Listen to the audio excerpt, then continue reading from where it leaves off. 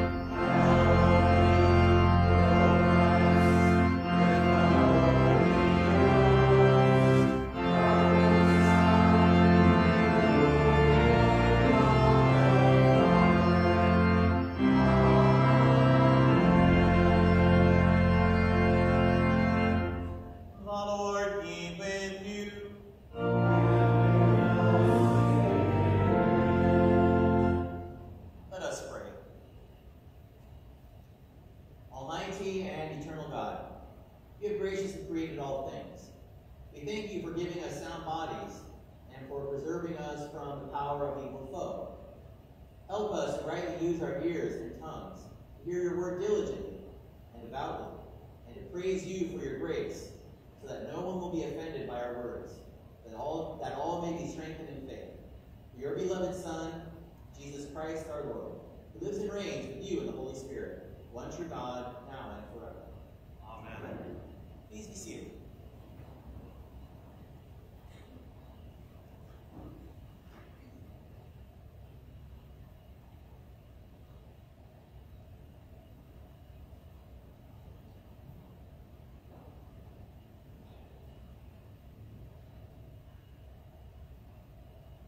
The Old Testament reading for the 12th Sunday after Trinity is from Isaiah chapter 29. Is it not yet a very little while until Lebanon shall be turned into a fruitful field, and the fruitful field shall be regarded as a forest? In that day the deaf shall hear the words of the book, and out of their gloom and darkness the eyes of the blind shall see. The meek shall obtain fresh joy in the Lord, and the poor among mankind shall exult in the Holy One of Israel. For the ruthless shall come to nothing, and the scoffer cease, and all who watch do evil shall be cut off, who by a word make a man out to be an offender, and lay a snare for him who reproves in the gate, and with an empty plea turn aside him who is in the right. Therefore thus says the Lord, who redeemed Abraham, concerning the house of Jacob. Jacob shall no more be ashamed, no more shall his face grow pale. For when he sees his children, the work of my hands in his midst, they will sanctify my name. They will sanctify the Holy One of Jacob, and will stand in awe of the God of Israel. And those who go astray in spirit will come to understanding, and those who murmur will accept instruction. This is the word of the Lord. Thanks be to God.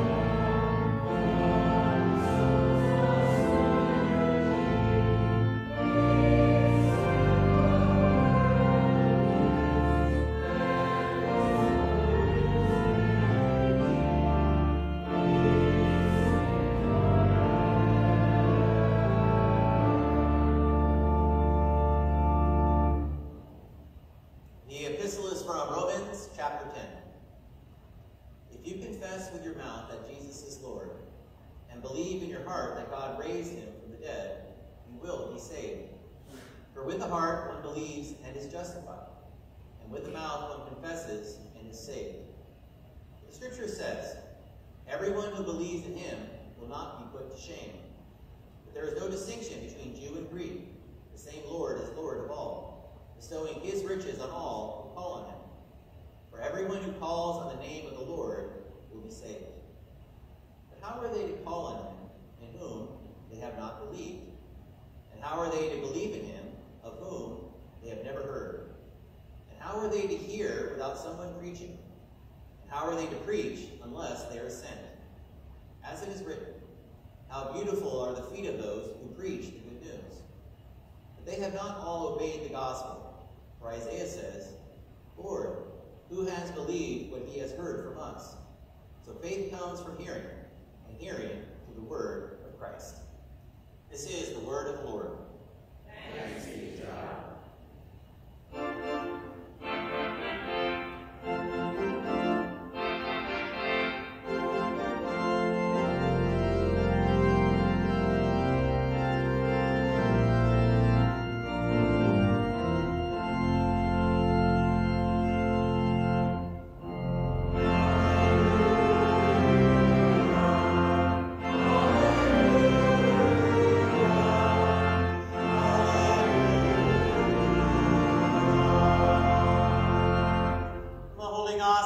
To St. Mark, the 7th chapter.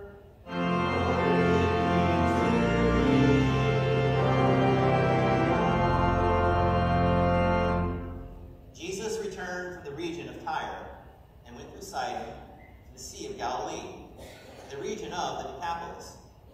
And they brought to him a man who was deaf and had a speech impediment, and they begged him to lay his hands on him.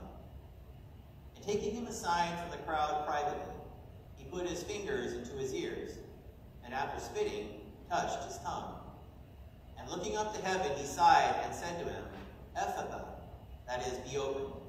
And his ears were opened, his tongue was released, and he spoke plainly.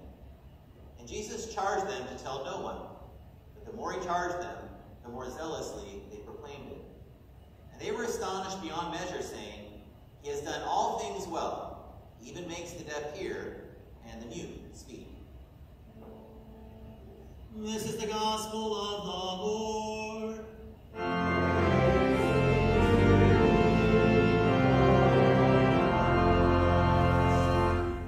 I believe in one God, the Father Almighty, maker of heaven and earth, and all things visible and invisible, and in one Lord Jesus Christ, the only begotten Son of God, begotten of his Father before all worlds, God, light of light, very God, very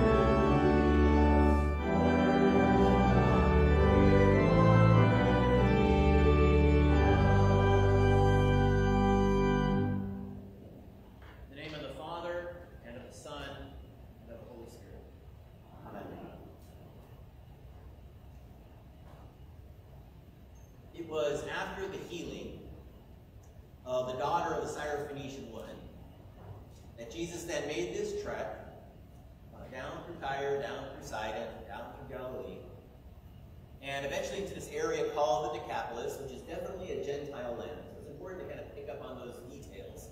This is a Gentile land. And it's there on that road that goes to Jericho eventually and ultimately goes to Jerusalem that this deaf, mute man is brought by his friends to Jesus. And the purpose here is absolutely clear. They're bringing him to Jesus so that Jesus will lay hands on the man and heal him. That is, restore his hearing and loosen or loose his tongue so that he might speak. I think it's helpful here to think through and talk a little bit about what it means to be deaf, what it means to be mute, not just now, but at this time. Because here you have a man who definitely cannot hear, right? So that's not part of how he receives information from the world. Related to that is he can't speak, so he can't hear, and this is then depriving him of the ability to speak in an understandable kind of way. And while he can see, we know he can see, we also know that at this time, 95% of the world is totally illiterate, and he probably can't read. So think about these kinds of things. Can't see, can't hear.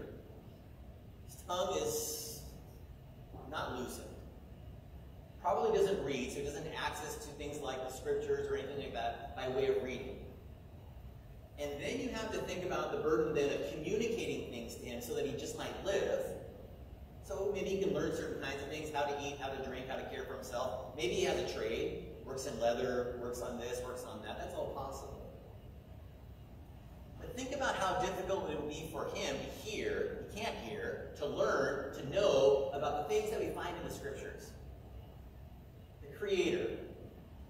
How do you go about expressing all of that detail, all of that richness of the book of Genesis, say, by way of not even sign language, but just using kind of rudimentary signs, pointing and this and that and whatever it happens to be.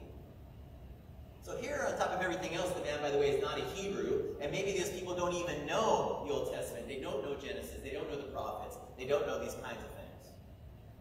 But just the burden itself that the man bears, just the difficulty of knowing the world around him, you have to really plug into this to understand the situation. And so the men bring him. He doesn't know Jesus, doesn't know anything about Jesus. The men bring him, they give him to Jesus, and then Jesus takes him to the side. Well, the whole purpose of being taken to the side, kind of in isolation, is so that Jesus can look at the man face to face and communicate with him. Because this is the only kind of communication available by way of sight. And so you get the gestures here, you know, the fingers that are going into the ears. It's a little bit odd for, you know, doctoring and that sort of thing. That he spits essentially in his hand, takes that spit, and he puts it on the man's tongue. It's kind of odd. It's not something you typically run into when you go to the doctor. But the whole point is to communicate to the man that when he hears, the person who has given him the ability to hear is Jesus himself. When he begins to speak, although the man has no idea this is going to happen, when he begins to speak, the reason why his tongue is loose and he has this ability to speak is because Jesus himself has provided this opportunity. Jesus himself is the one who has healed him. And maybe you challenge that, like maybe that's not really the idea there, and there's something more to it. But you know, the man could have just been there, Jesus could have just walked by, and Jesus could have healed him, and it just worked out for you. You went to bed, you woke up, you couldn't hear, you couldn't speak, you woke up, you could hear, you could speak. That was a possibility. But Jesus intentionally goes to the man, receives the man. Jesus intentionally takes him to the side and sort of has the face-to-face opportunity with him. Jesus intentionally uses these kinds of signs to get through to the man, to teach the man that when it comes to the source of his healing that he will receive, Jesus is the source. Jesus is the one who has done it. Jesus is touching those places, touching those organs which are failing him at this moment, and restoring to them what they were designed to do, ears to hear and tongue to speak. The last thing that Jesus does is he does say this one single word, Ephphatha, which means be open. And before he does that, he sighs. Now, I don't know if that's significant to you, but I think that's significant. That before he declares Ephphatha, that is, be open, there's a kind of a sigh here. This is fairly deep into the ministry of Jesus.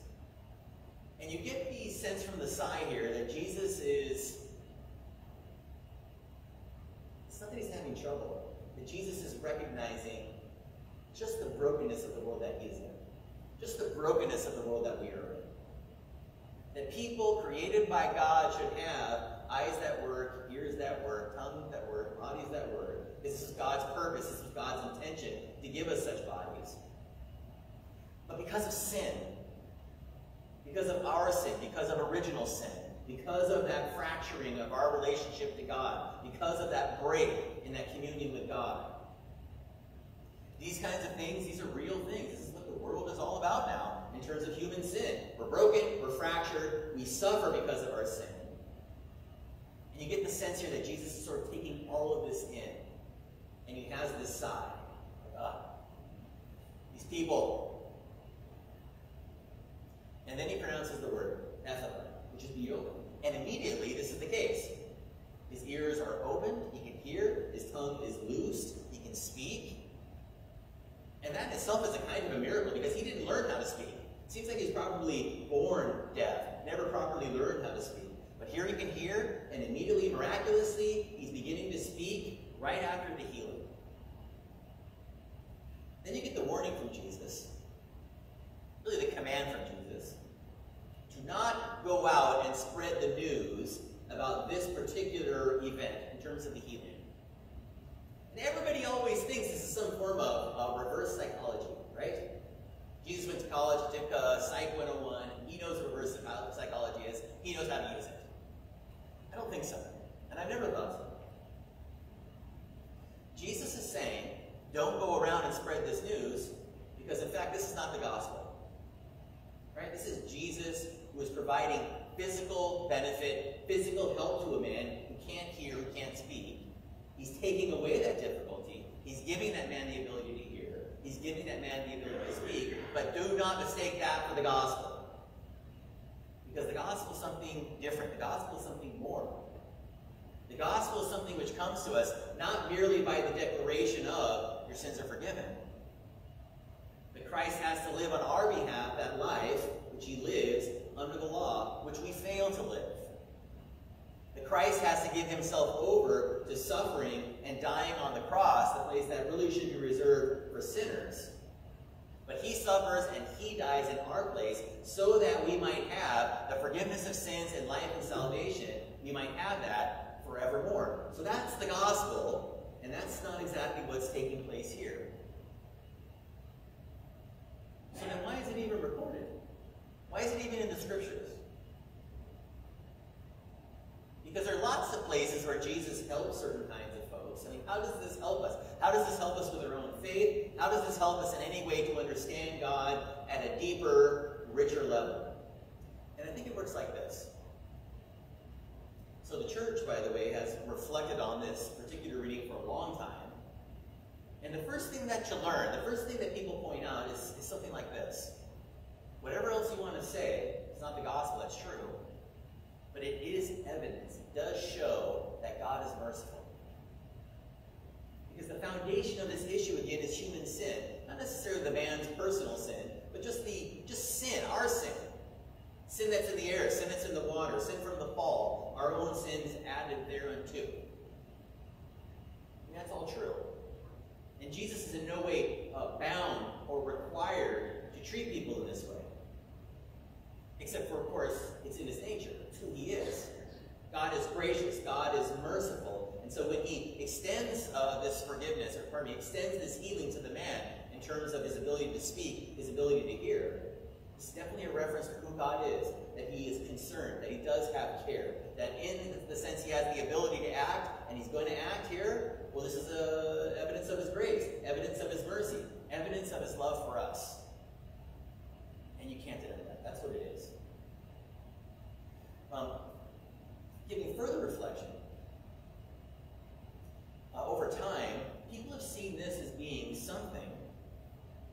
than the event itself now, something that makes us and helps us think about things like baptism. Well, how does that work? And especially infant baptism, by the way. How does that work? Well, it works in this sense. Remember, the man doesn't know Jesus. May not even be Hebrew. So in that sense, doesn't even believe that there's just the one true God. Who knows what's going on with the man? We don't know anything about the man, except for he suffers from the inability to hear and the inability to speak. And it's his friends who know who Jesus is, his friends who know what Jesus is all about, his friends who know what Jesus is able to do. They are the ones who bring him to Jesus and then hand him over to Jesus, and then Jesus does the Jesus things, shows mercy. Well, you see in baptism, and in particular infant baptism, you have that kind of a situation. There you have the young person, the infant. There you have them born into this world and born into their sins. They don't even speak whatever the local language is. They don't speak English, they don't speak Spanish, they don't speak whatever. They haven't made any clear declarations of their belief in God or anything like that. But nevertheless, the need is there, a real and true need, in this case sin. And so they're brought by their parents, they're brought by their guardians to holy baptism. They present them as an act of sheer desperation. We can't do anything about this. We can't take them to the hospital and have sin taken away. We can't inject them with any kind of drugs and have sin taken away. We can't go out and make them do laps and they can work off their sin. That's not how it works. You're 100% required. You're 100% incapable of handling and overcoming your own sin. The only person who can do it is Christ. And Christ makes promises to us.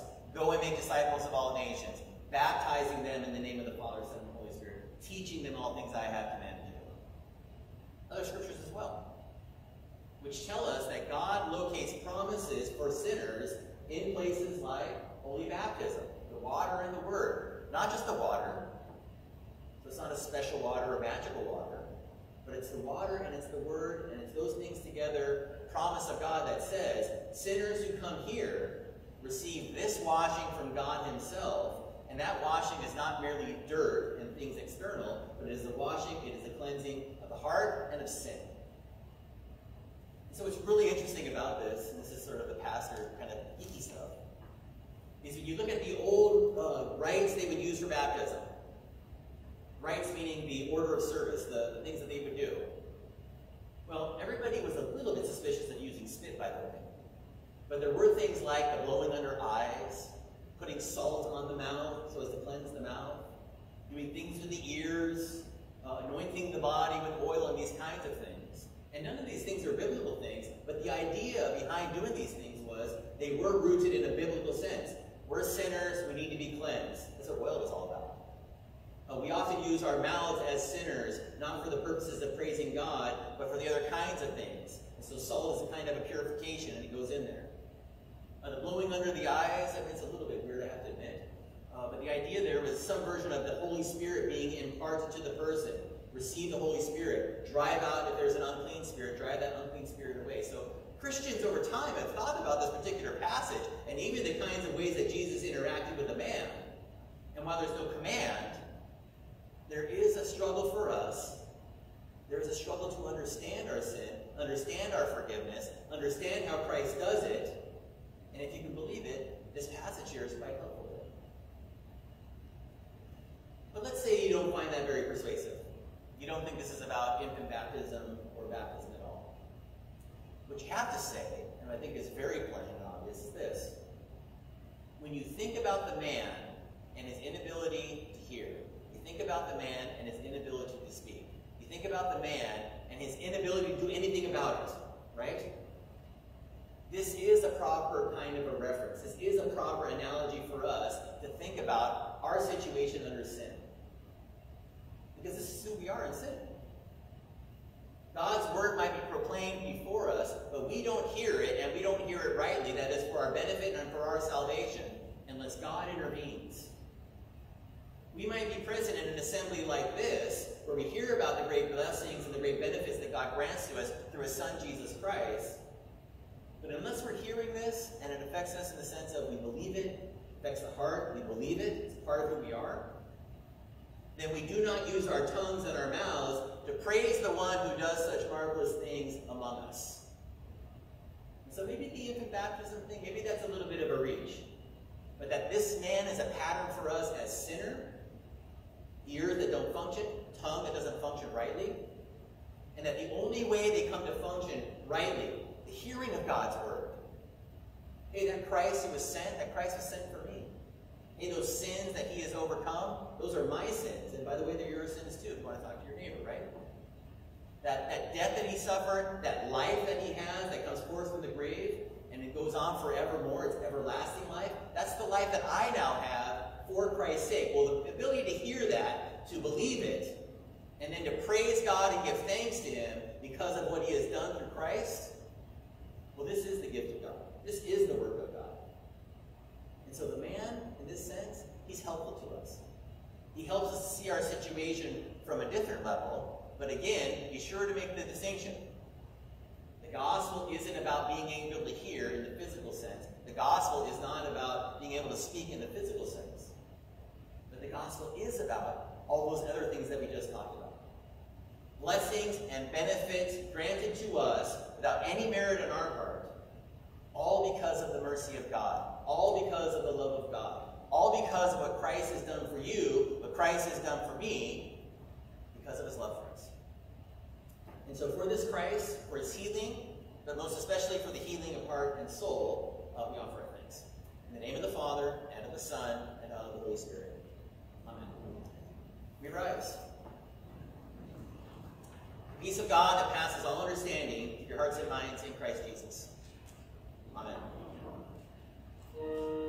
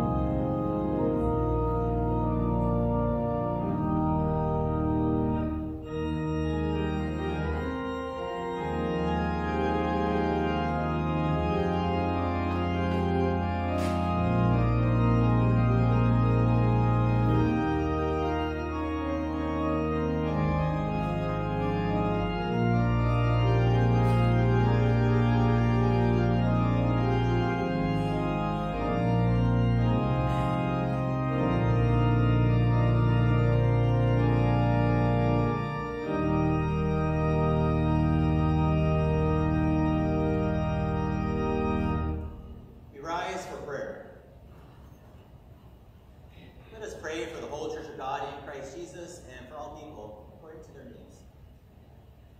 In peace, let us pray to the Lord. Lord, have mercy. For help and deliverance, that we may be granted all things needful and guarded against all things harmful, let us pray to the Lord. Lord, have mercy. For all unbelievers, that God would open their ears to hear the word of salvation, their mouths to confess Christ, and their lips to praise him aright, let us pray to the Lord. Lord, have mercy. For the imprisoned, that they may be visited by people bringing the gospel of peace, let us pray to the Lord. Lord, have mercy. For all in authority, by whose service God provides for us the gift of order, including parents and family, our government, our police and firemen, our military, and our schools, that they would be given strength and endurance to carry out their duties well. Let us pray to the Lord. Lord, have mercy. For all those in need of Christ's healing touch, especially Blanche, Frank, Carolyn, Mark, Tammy Rose, Deborah, Kathleen, Robin, Gladys, Carol, Joanne, Teresa, and the family and friends of Nick Kutudanis, that they would receive his comfort in the midst of their fears and wholeness of body and soul. Let us pray to the Lord. Lord, have mercy. For all who partake this day of Christ's most precious body and blood in the sacrament of the altar, that they may discern his body and come to his table in humility and faith to receive the forgiveness of sins and salvation. Let us pray to the Lord. Lord, have mercy. Almighty and most merciful God, by your gift alone, your faithful people render true and laudable service. Help us steadfastly to live in this life according to your promises and finally attain your heavenly glory. Through Jesus Christ, your Son, our Lord, who lives and reigns with you in the Holy Spirit, one God, now and forever. Amen.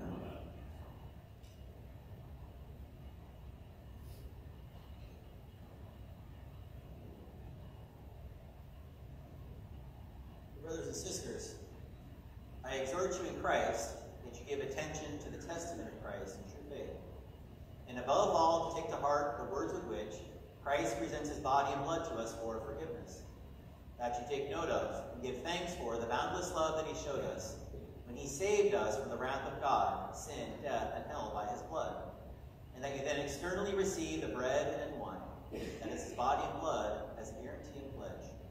Let us then in his name, according to his command, and with his own words, administer and receive the testament. The Lord be with you.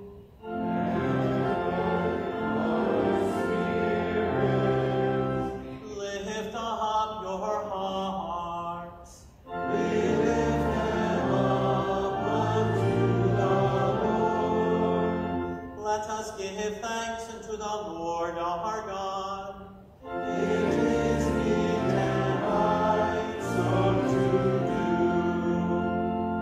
do. It is truly meet right and salutary that we should at all times and in all places give thanks to you, Holy Lord, Almighty Father, everlasting God, through Jesus Christ our Lord, who on this day overcame death and the grave, and by his glorious resurrection opened to us the way of everlasting life. Therefore, with angels and archangels and with all the company of heaven, we laud and magnify your glorious name, evermore praising you and saying,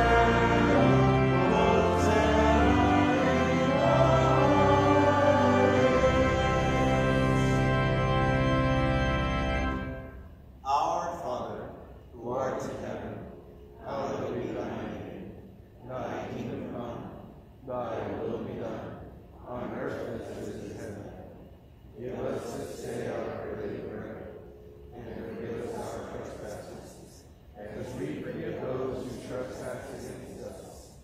And lead us not into temptation, but deliver us from evil. For thine is the kingdom, and the power, and the glory, forever and ever.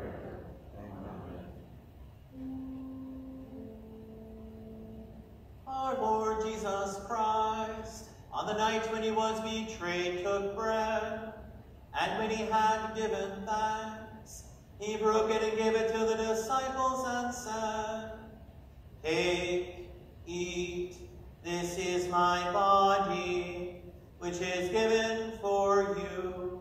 This do in remembrance of me." In the same way also, he took the cup after supper, and when he had given thanks, he gave it to them, saying, "Drink of it, all of you. This cup is the New Testament in my blood, which is shed for you for the forgiveness of sins. This do as often as you drink it in remembrance of me." The peace of the Lord be with you always. Amen.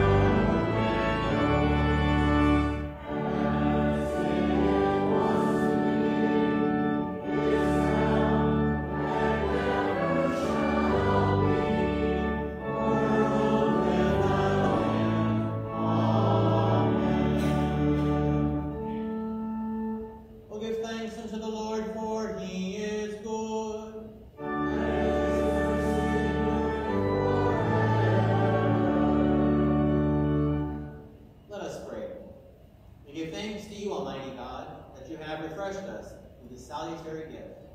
And we implore you that of your mercy, you would strengthen us with the same in faith toward you and in fervent love toward one another. Through Jesus Christ, your Son, our Lord, who lives and reigns with you in the Holy Spirit, one God, now and forever. Amen. The Lord be with you.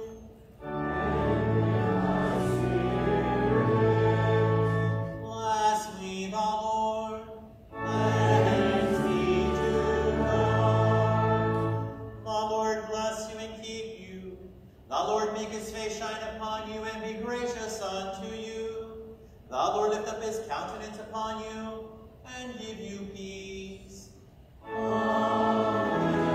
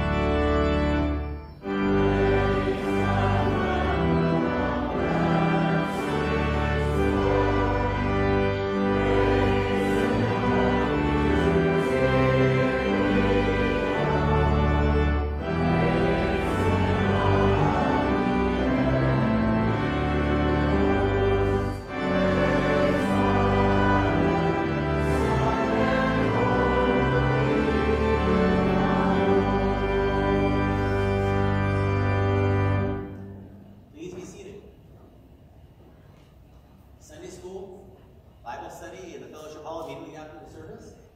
As we depart, please greet one another, but most especially our guests. Depart in peace.